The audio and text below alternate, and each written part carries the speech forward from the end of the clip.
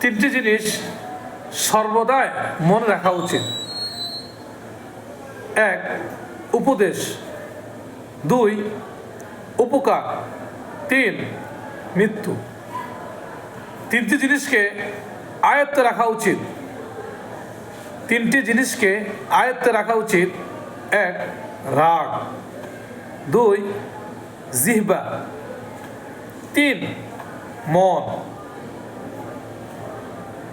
তিনটি জিনিস অভ্যাস করা উচিত।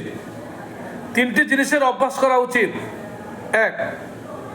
সততা, 2.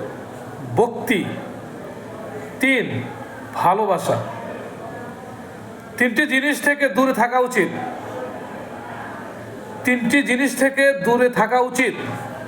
1. মিথ্যা, 2. অহংকার, 3. অভিশাপ। তিনটি জিনিসকে চিন্তা করে ব্যবহার করা উচিত। তিনটা জিনিস এমন রয়েছে যেগুলি চিন্তা করে ব্যবহার করা উচিত। 1. কলম, 2.